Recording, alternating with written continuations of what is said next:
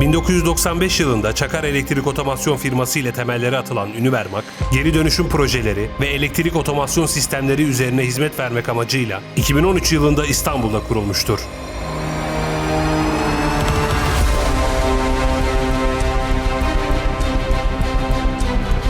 Tamamı mühendislerden oluşan kurucu heyetimiz ile projelendirme çalışmaları, geri dönüşüm sistemleri ve atık su arıtma sistemleri üzerine faaliyet göstermekteyiz. Kurduğumuz sistemler ile kimyasal asit atıklarını tekrar kullanıma hazır hale getirerek doğa kirliliğini en aza indirmeyi amaçlamaktayız.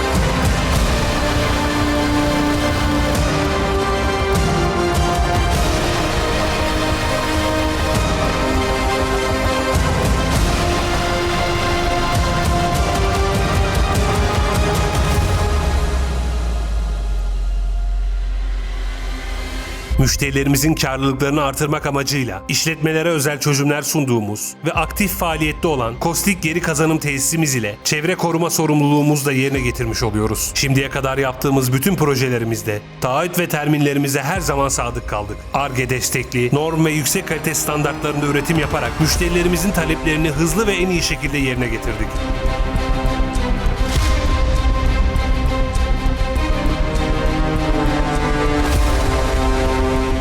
Ünivermak olarak geçmişte nasılsak bugün de her geçen gün kirlenen bu dünyaya kazandırdığımız projelerimizle daha temiz bir doğa için elimizden geleni yapmaya söz veriyoruz.